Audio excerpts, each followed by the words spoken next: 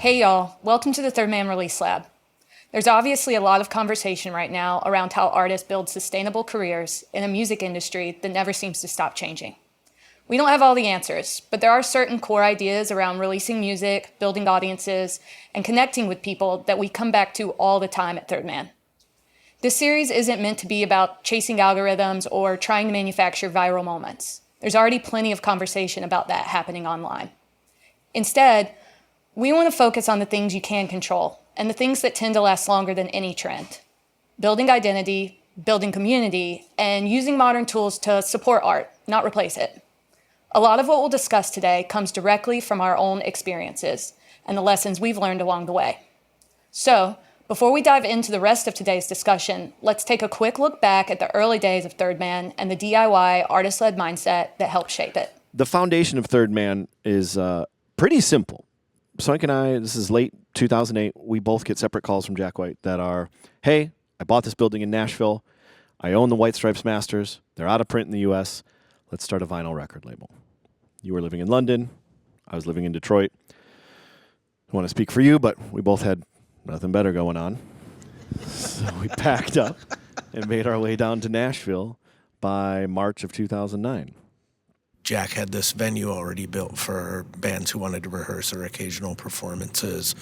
There was a shop being built in the front. We talked about how vinyl production was right down the road at URP. We had our own film studio in here. So we realized that we could really control every aspect of the process, from studio to being on shelves in-house. The manner with which we set things up here was largely based on our experience. So I had come from running a record label out of my childhood bedroom, a vinyl record label for 5 years, previously working for Italy Records prior to that. So extremely focused on 45s. That's most of what I put out. So if you look at the first 7-8 years of Third Man, we did a lot of 45s. That was still a medium with which we did a lot of trade. And Swank, you came from a pauper background, doing quite a bit of everything. No, I had had a lot of events and promotion and marketing type things when I was living in London. We did try to apply those aspects of being a musician, of touring around the world and being on smaller labels, and Ben running a smaller label, of like being an artist-friendly, artist-focused first label. Artist-run label. Yeah. All me, you, Jack, all have been in the trenches. We've been on the road. We've done all of that stuff. We have that understanding. Well, I think it's important to be an artist-run label because you really understand the needs and desires. And I think a lot of labels, at least like in the 90s, for instance, it was very much a handshake deal, and we will put out your record, and from there you're kind of on your own, understandably with the kind of budgets you were dealing with at that time. But we wanted to be people who really understood those needs a bit more, and even if it was very hands-on and very DIY, that we could act more of a partner for these people. When we started here at Third Man, we knew that there was fans of the Jack White world, and those tended to have a large proportion of people who were fans of vinyl. And to us, that felt like that was what we were headed towards. We weren't worried about digital at all. At one point, someone said we had to upload something to iTunes, and they looked at me and said, "You know how to do this, right?" And I was like, how do you do this? And I had to Google, how do you upload a song to iTunes? What's an ISRC code? We learned a lot of stuff. We had to learn so much on the job via experience and just getting our hands dirty, making mistakes, learning along the way, and having people who are willing to kind of help and lend a hand and give advice. We struggled a lot to learn simple things along the lines of, how many records do you press? How do you decide how many records you press? The quantities. Is there demand outside of your own head? Is there enthusiasm? Do people even want these records? There's a lot of trial and error there. Yeah, I would say that the beginnings of the label, we had an ingrown audience because of Jack. And from there, we leaned more into different ways to just kind of promote the idea of vinyl records as a desirable object, but also as a viable way to actually spread and release your music. And despite having that audience to begin with, we quickly knew that we needed to grow it beyond that. Jack never wanted it to be an artist imprint or just an artist has a label that just does his own stuff. It was definitely our jumping off point, but we quickly tried to grow our audience beyond that and be our own entity. The story of Third Man's beginnings is obviously unique in a lot of ways, but the ideas at the center of it aren't. Building relationships and finding your community are just as important now as they were then. But it raises an obvious question. What does this actually look like if you're starting from scratch? How do you find your first audience or build momentum? And how do you create something that can grow over time? That's what we'll dig into next. You can't think on a macro level starting out, just be like, what do I need to do to get 100 people in Detroit to care? That's where you need to start, in my opinion. And the easiest way to do that is to, build relationships. It's involving yourself with other people working in the scene, like find the DIY venue, figure out who's booking it, talk to other bands that are like, they don't have to be the exact same. Like you can put together a bizarre show that features hardcore and indie pop, and just because you like each other, and I think that's fun. And everything you just said to me is, under the heading of these things happen in person. You can have an online presence, you can have social media and all that stuff, but you're not going to make those connections. You're not going to get to that next person, that person beyond the first person without actually being in a public space of seeing people face to face. Those connections, those are foundational to all of these ideas. So that's another thing I would tell a young band or young artist is like having an identity of like, what is the core thing about me? Like, and maybe you don't have it 100% of the way sorted out, but you need to have a bit of a sense of what you're going for and who you want to be. A philosophy beyond just writing jams. Yeah. I think it's really important. Snooper being an incredible example with the paper mache puppets, or like Angine de Poitrine, who a few of us went to go and see recently. Like, that's not copying anyone. Yeah, no one on our team told Snooper, like, what would be great? As if you made puppets and had those on stage. You could never. You could never. You could suggest that to 1,000 bands, and you'd be looked at stupidly, like, what are you talking about? But have for you those considered puppets? I don't know if you guys remember. I'm sure you do. The first time you saw the Laughing Hyenas, and you feared for your life, and you just wanted to recreate that moment over and over and over again. Yeah, if you creating those worlds where fans or you want to repeatedly enter, I think is more successful than just the biggest campaign spend. For an artist, you want that. The word of mouth. You got to go see this. You got to go back. You want to recreate it. You want to get back there and experience it again. Or again, it doesn't have to be a live show. It can be, I want to, dive into their world on social media or wherever it may be. And I think it's also important for a lot of artists who are watching this to know that stuff doesn't happen overnight, and then it might surprise them to know that a lot of our recent signings were going for a really, really long time before they signed with Third Man and took off. So, for example, Will, aka Hotline TNT, was making music in New York for 10 years. The Bella Lip Bombs, even though they're super young, were going for 8 years before we found them at South by. I think Dice Spitz were going for at least 4 years. And, I say that because it's important to know that they were all grafting in their local scenes during that time, so building up their fan bases. And just by playing in their scenes, they made those fans feel as though, I was there first. It's special to them. And now when you do look at their socials and streaming analytics, those hometowns still have the most amount of people in them.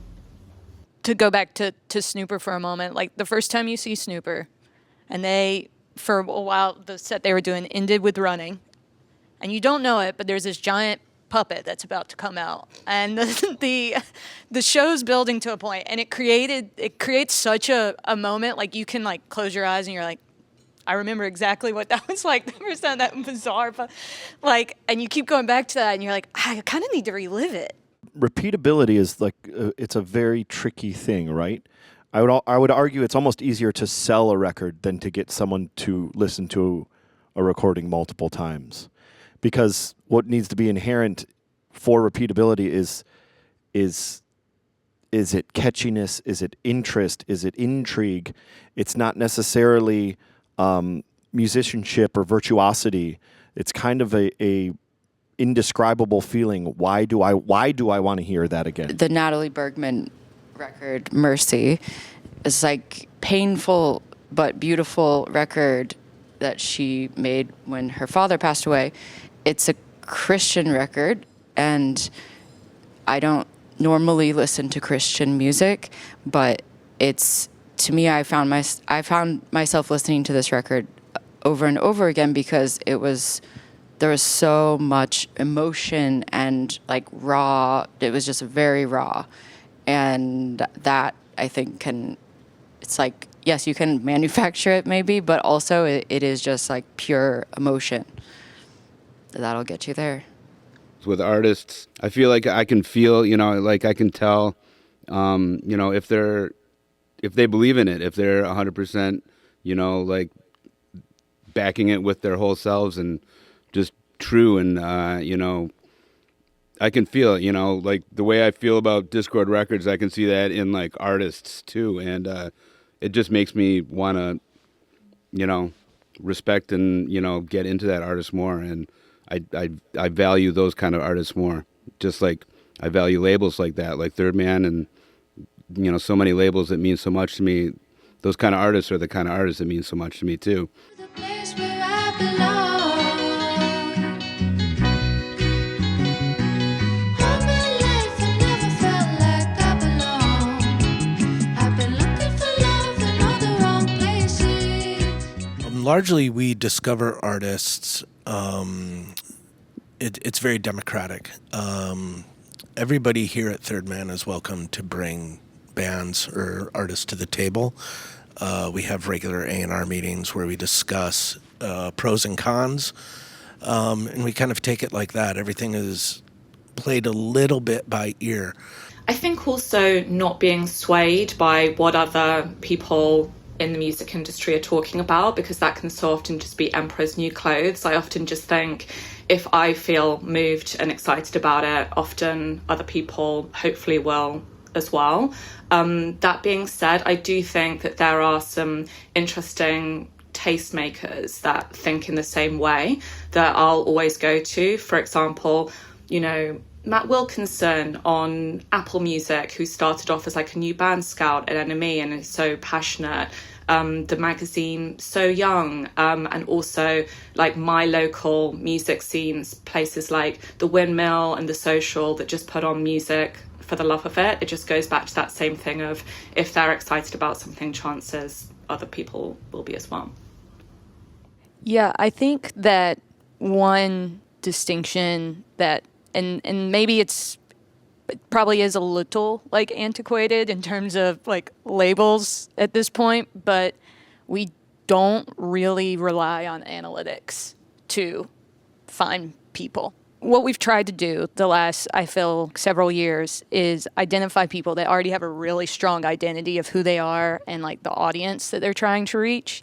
And, if the fit feels right, then we're kind of like, we don't want to change who you are. We just want to elevate it. Like the live show, I know that's really important to like, I think most people on our team is like, how do you sound? Are you writing good songs? Can you be immediately engaging to people who see you live? Yeah, even if they aren't that proficient when you first see them, just having a certain kind of like spark or energy that grabs you. Like I remember when we first saw Dice Spitz at South by Southwest, they were playing to a pretty small crowd, but honestly, they played as if they were, playing to Wembley Arena, and that's ended up manifesting itself because they do have that mindset, and now, they are like headlining festivals and opening for Olivia Rodrigo, you know? There's nothing better than an unrequited recommendation. When someone says, hey, I saw this band, you have to check them out. You have to get into this. I don't manage them. I don't work with them. I saw them. I'm excited. I know Swank and I are on probably 3 or 4 various threads with people of all different ages and geographic locations. For sure. I love getting those because I can't be in Cincinnati all the time to check out what's going on there, but I know a guy there who's going to tell me exactly what's happening. And you know, when it's people you've known for 25 years, they're not going to steer you wrong. They're not going to feed you bullshit. One thing that comes up again and again in that discussion is that in the beginning, there really isn't a shortcut to building an audience. It's about creating genuine connections and giving people a reason to keep coming back.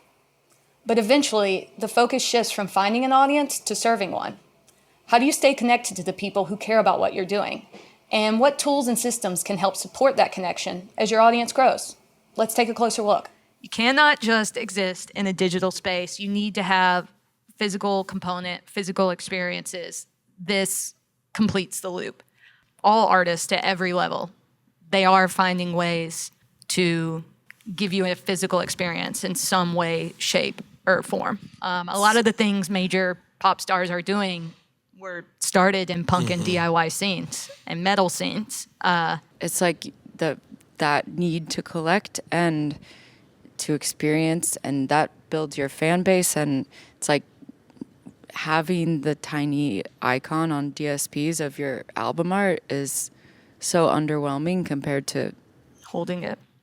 If you go back to the foundation of Third Man being the White Stripes and even their earliest releases on Italy Records, they were all vinyl. They were all 45.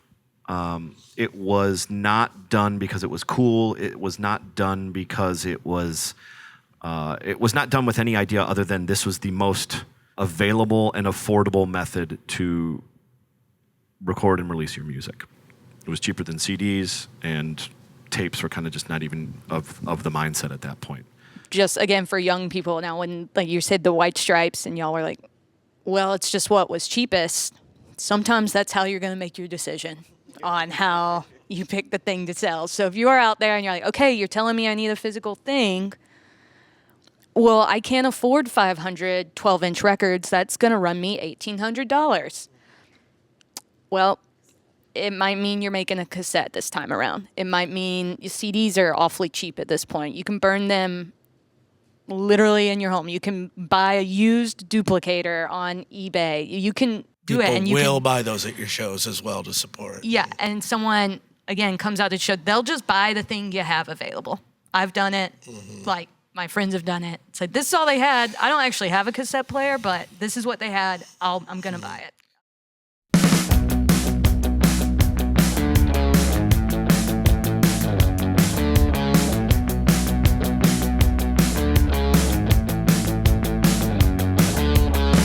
Turn your lashes and you beg for more. We wanted right away to build relationships with indie stores. It was always about being part of a larger community. And it was important for us to get on the phone and call stores and try to sell to them directly. Get the same person on the phone every week. Let them know that you have similar tastes. Let them know that the records that you're trying to send their way, that you know their taste well enough that they're actually going to want, et cetera. Make friends with your record store. Sell your record to them on consignment. Start there, and then maybe branch out. Maybe And buy records from your local record store. Yeah. Don't just expect them to do this work for you. Participate in the entire process. Don't just be a vendor. Be a buyer as well. Yeah. If you're walking into a record store to sell a product, that should not be the first. Let's say you're starting the first store that you ever go to. That should not be the first time you're ever walking into that record store. You should already be aware of what they're doing and what they're selling and how you're ingratiated into that ecosystem. Yeah, and it's again, start local. And then if you want to start trying to distribute those wider to other stores, you just mention what stores you're in your local place, and chances are those other stores are going to know them and trust their taste. If you're selling 7 inches or something, consignment won't really work if you're just trying to get rid of, get, a couple in the store. But just, walk in, just know how independent record stores work. If you can spare, leave a store copy and just, say, hey, just give me $10 and here's 2 singles and sell them for $7 or whatever they go. Like most people that work at independent record stores, also understand how touring musician, how being in a band and touring works. And they're not going to be like, yeah, call, on the 3rd Saturday of every month. And, if we can give you the $10, we'll give you the $10. They'll give you the $10. Start small, something that's sustainable, but something that can scale. At some point, it might scale to the point where, maybe you'll need a partner, but you can do a lot of it yourself. So call your local record store. They will buy product on consignment. We promise, we've done it.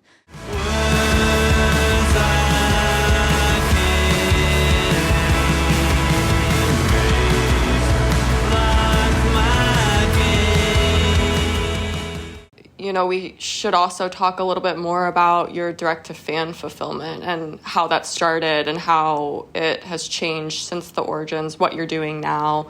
When we started, it was 2 employees, as myself and Ben Swank. We made the first Dead Weather 7-inch live available for sale on the Third Man Records website. In the first 24 hours, we had 800 mailers. I don't think I'd ever had 800 mailers the preceding 10 years. How prepared we were was we had no label printer, we had no stitch printer. We were hand addressing with Sharp and mailer. We're packing that tubs.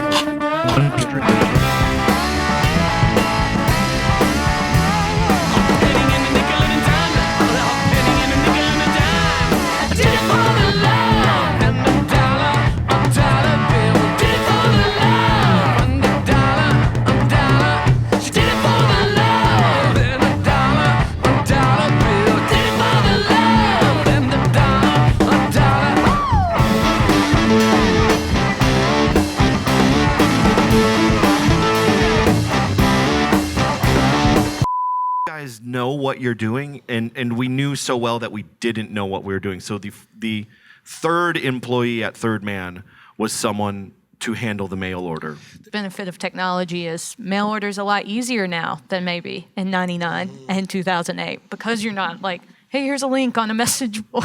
Just like, let us know. Well, even back then, to make available a link or direct someone somewhere, you had to have a website. You had to go and buy a web domain, and you had to pay someone to populate that web domain. Now, with Bandcamp, it is so easy to just point someone there without having to do any additional work or legwork. To talk a little bit more about Kate's question as well, that direct-to-fan fulfillment. Again, you have to keep going back to Bandcamp. That has become really, and to Ben's point, you don't have to build a website any longer.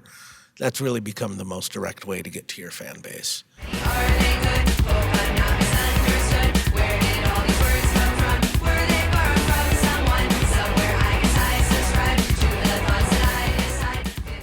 Yeah, I'm wondering, is there a real relationship between streaming and your direct-to-customer fulfillment? I believe so. I think that you do have to have the symmetry across all channels, and I mean you'll even see that on Spotify where they'll have like the merch bar as well to buy physical copies.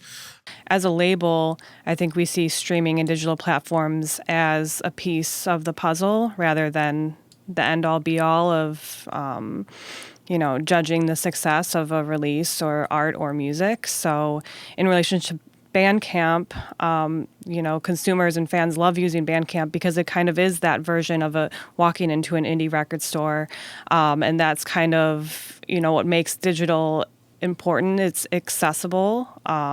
It's easy to get the word out and spread it around. You don't really need a lot of money to take advantage of. Most of these platforms are free, to use to an extent. So we like looking at streaming analytics. It helps for audiences and demographics and location, but it is just kind of, again, one part of a successful release, I think. But like Sarah said, I think it's so important to say, like, even at the largest level of artist releases, your top at the top, your number one records on Billboard, it works best when your streaming is a part of a larger ecosystem. It cannot happen in a vacuum. It's awesome if you get put on a playlist. It's awesome if that generates a lot of streams. It's really great if it generates money. That's amazing. But it can't be the only thing that's happening. And for repeatability and to actually turn listeners into fans, there has to be other spaces that you are connecting with people. So that connects the physical component. But we find streaming extremely valuable.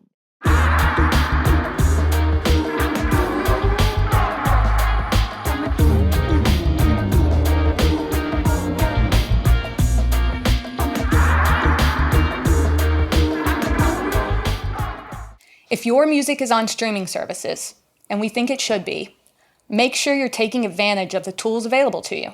Streaming is a key discovery tool. At a minimum, you should claim your Spotify for Artists, Apple Music for Artists, Amazon Music for Artists, your YouTube official channel, Bands in Town, and Songkick profiles. It's a lot, we know. If you're releasing music through a distributor, most of these can be claimed in just a few minutes. And if you're not sure what a distributor is, think of it as the service that delivers music to all the streaming platforms. Popular options for independent artists include DistroKid, TuneCore, and CD Baby. There's a lot more out there. So, these profiles are often the first place a potential fan, promoter, booking agent, journalist, or label representative will learn about you. On Spotify, make sure your bio, photos, and artist pick are current. Connect your merch store, submit upcoming releases for playlist consideration, and spend some time getting familiar with the analytics and other tools available to you. There's a lot of them. And while it isn't a distributor or streaming service in the traditional sense, don't forget Bandcamp. Beyond simply selling music, it's one of the best tools available for building direct relationships with listeners and maintaining ownership of your audience. None of these tools will replace great songs or great performances, but they can help make sure that when someone discovers your music, they're getting the full picture of who you are as an artist. Who started off doing the social media for Third Man, just out of interest? Guilty. And what platform did you use, Ben? Facebook? It kind of started on Facebook. Instagram was, I think, Twitter. Facebook and Twitter. Took us a while to convince Jack to want to be on Instagram. And it really came down to, like, nobody goes on these platforms anymore. But yeah, that was all my bad. I think one of the things that is interesting, especially in the last 10 to 15 years, is how social media has shifted from being like purely about just like sharing things you were interested in and what's going on. And now it's moved to this, it's pretty much 100% about retail. So I'm curious, like, we know the end goal is to sell records. How are you balancing, like, not dilute the art of what you're promoting, which is what we really are happy to share? Be yourself. Be genuine. Don't overthink what will get like the most views, what are people doing and stuff like that. The authenticity will come naturally if you just lean into yourself.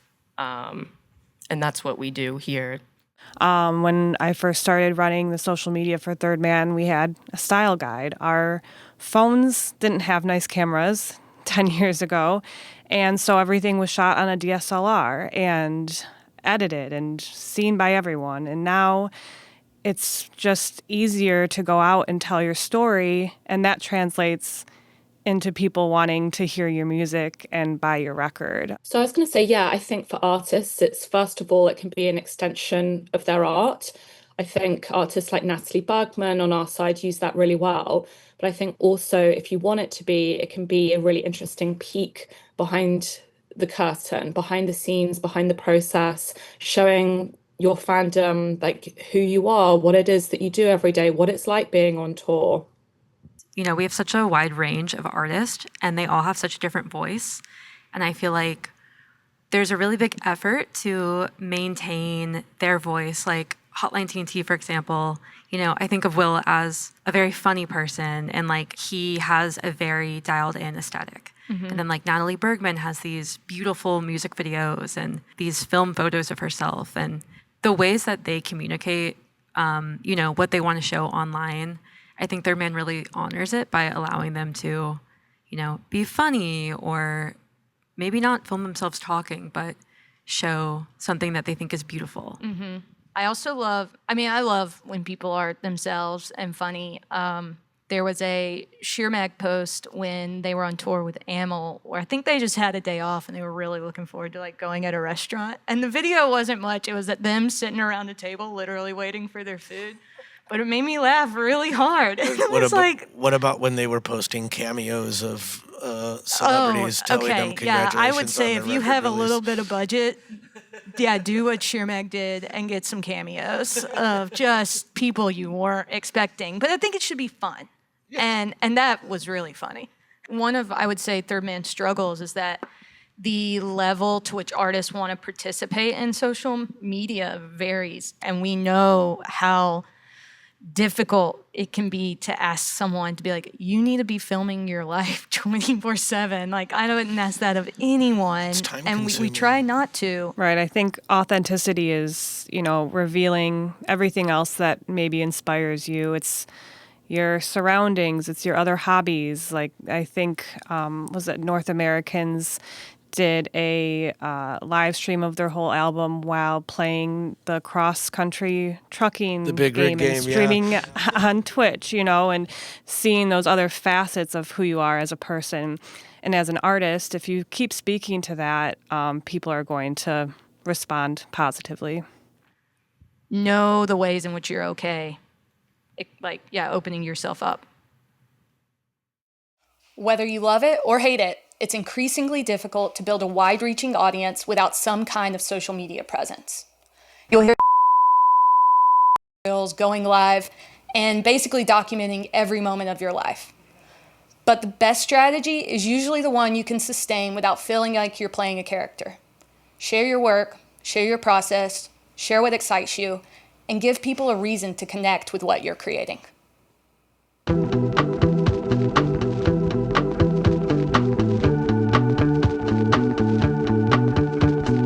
Baby, when I see your smiling face.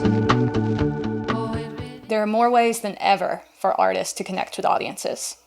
The challenge now is figuring out how to use all the tools in a way that feels cohesive and true to who you are as an artist, and knowing when it makes sense to bring in additional support. Let's get into it. How does a DIYer fit with a label? Does everyone need a label? I think very clearly, no, not everyone needs a label. It's a matter of expectations, of knowing what you have the appetite for in terms of handling, doing yourself, versus the expertise or where you'd like, hey man, you know what? I'm not really good at doing my mail order. I need someone else to be doing that.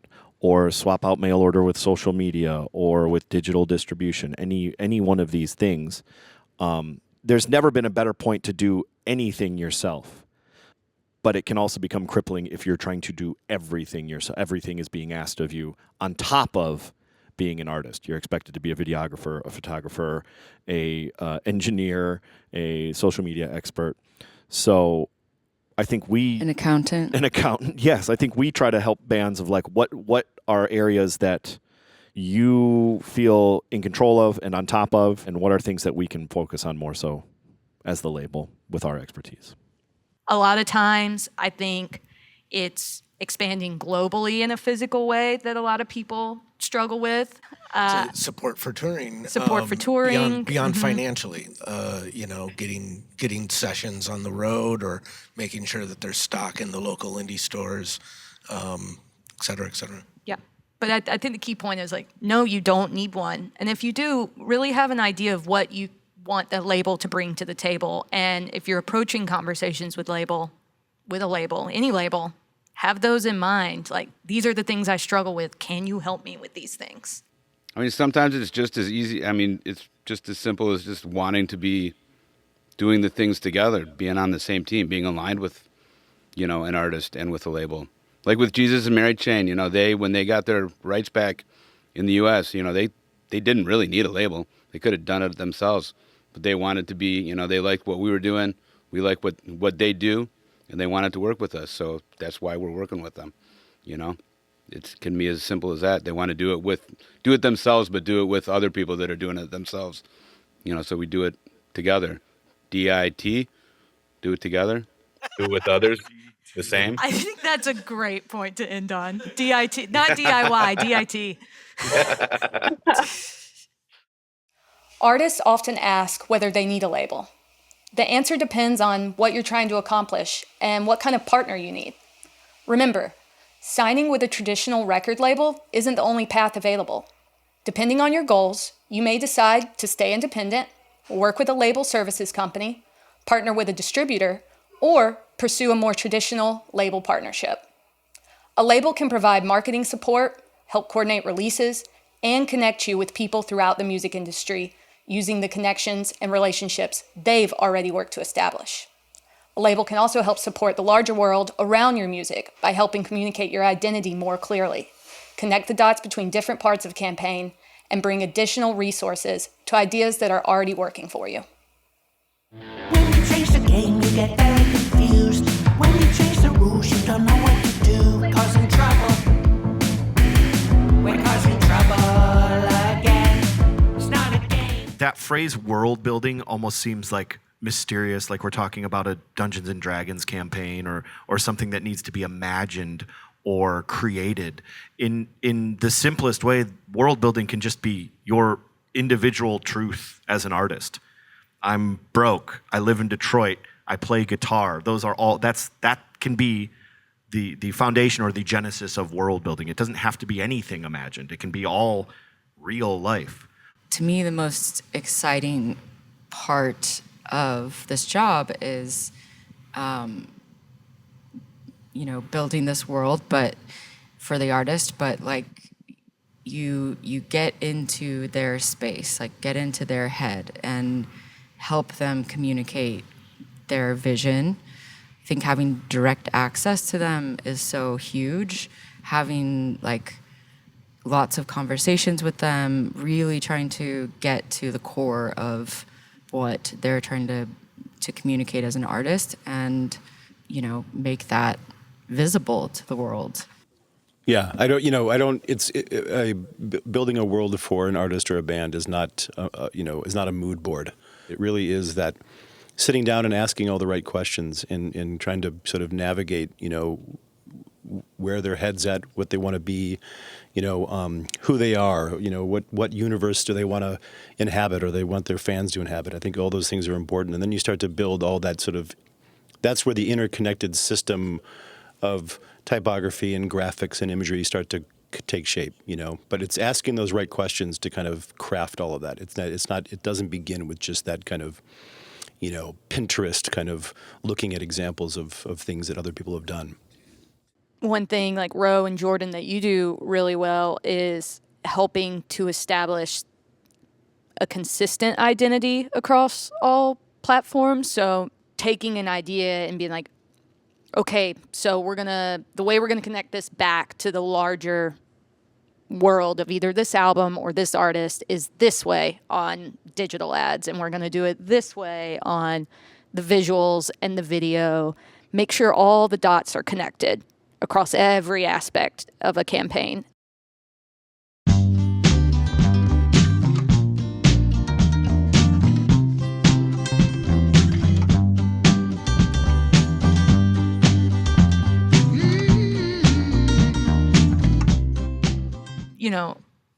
For young people, how do you build a world without financial resources?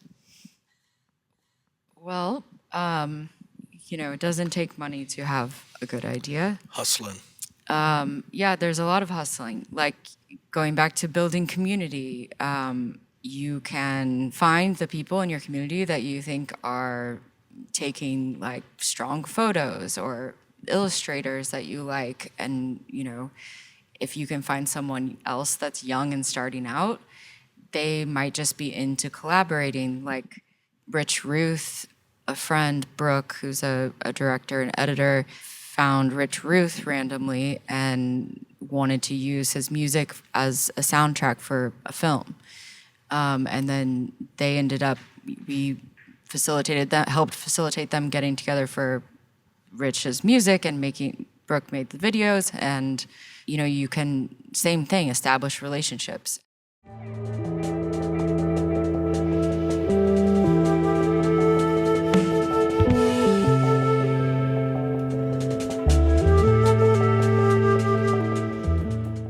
In conversations like this, it's easy to lose sight of the fact that releasing music should be fun.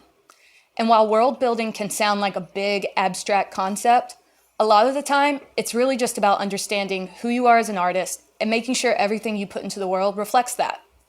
Some of the ideas that stick with people the longest aren't always the biggest or the most complicated. Sometimes, they're the ones that make people excited to be part of what's happening. So before we wrap up, we wanted to spend a little time talking about some of our favorite campaigns and marketing ideas from over the years. Yeah, I can talk a little bit about a Sleep record that we did. For those that don't know, Sleep is a kind of steeped in the cannabis culture.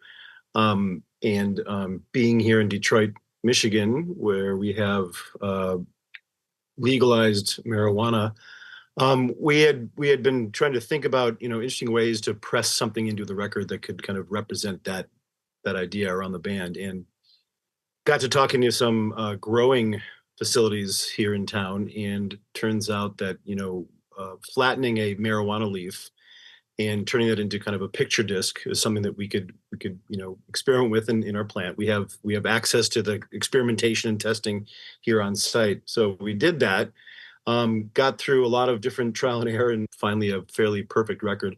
Went through the Michigan Cannabis Regulatory Agency to get approval to do this, and very sensitively pressed a collection of Sleep records with embedded marijuana leaves to hand out and sell here in Detroit only. We were very nervous and trepidatious about doing any kind of transport across state lines. But yeah, to a really great reception, a line around the block. Yeah, I want to talk about the album Mommy by Be Your Own Pet, which we released in 2023. I think this band are a really, really important addition to the Third Man roster. I remember being young and at uni and reading Enemy, and Shamina Pearl really being one of the only women in the magazine and in the rock scene at the time, probably alongside Meg White, Karen O, Beth Ditto. Honestly, that was probably it, in a sea of like white men with guitars. And it was the same on festival lineups at the time. And so when they came to us and said, we want to put out a record for the first time in 15 years, we were all really, really excited about it. And we knew that they'd been through certain things in the industry, Jamina in particular, and that they really needed to reclaim their name and their legacy. I think we were all really, really proud to be a part of that. Yeah, I think a release that stands out in my mind was more of an experiential event that we put on when we sent a record into space. Technically, it was at 1% atmosphere when we sent A Glorious Dawn, Carl Sagan record up with a weather balloon. That was early at my time here and kind of solidified what we were kind of about as a label, which is community, experience, experimentation, and just kind of taking a crazy idea and executing it. Back in 2012, in the lead up to the release of Jack White's solo debut, Blunderbuss, I had this idea of releasing a record via helium balloon. And the only way to really make that happen was pressing a song on a flexi disc, which for years hadn't been an available medium and had just recently been reintroduced. So I went to Jack in his office right there. I said, Jack, I have this idea. We're going to press flexi discs of your song, Freedom at 21. We're going to attach them to 36-inch diameter helium balloons, and we're going to let them go. And that's going to be the only way you can get the record. And he said, sure, go do it. And it was timed to happen on April 1st. We did that conscientiously, consciously. We wanted people to think that this was a joke and then have the slow realization, oh no, they actually attached flexi discs to helium balloons and let this out there. Okay, my choice is the world's fastest record, which was born out of a sort of joke, not joke rivalry between Jack and the Guinness Book of World Records. You can Google that if you want to find out more about it. But the idea was to kind of showcase every aspect of what we have in-house here. So using the Blue Room and our direct-to-acetate live recording methods, in-house photography. At this time, it was pre-Third Man Pressing, but we had URP, United Record Pressing, down the street where we would have all of our records pressed. And it was a coordinated effort to record a live show, take that master immediately over there, take the photographs over there, print those out, film the whole process, and then have them back here for sale as soon as possible. So from recording to on sale within 4 hours, I believe Just it was. shy of 4. The Billie Eilish record that we put out, the live record, was when I probably the first 3 months I worked here, and I think Swank maybe prompted the something along the lines of like, let's have her like get involved in the artwork, I think, and we took that and ran with it and built we were calling it a Dexter kill room in the warehouse, and we got record jackets screen printed, and then we just laid them all out and had her splatter paint them, and we had to let all the records jackets dry for several days. We lost a few in the mix, but that was just a really fun, unique one. So my favorite thing and favorite release I've worked on here today is actually No Name, but we will dive into that tomorrow. Ba-da-ba-ba-da. Well, y'all, thanks again for tuning in to day one of the Third Man Release Lab. If there's one thing we hope people take away from today's discussion, it's that there probably isn't a single blueprint for building an artist, releasing music, or creating an audience. And that's okay. There are countless ways to approach this stuff. But hopefully, some of the experiences and ideas we shared today give you a useful starting point as you figure out what works for you. And if there are topics from today's discussion that you'd like to see us explore in more detail, let us know. We'd love to continue building on this and getting into some of the finer points in potential future sessions. We hope you'll join us tomorrow.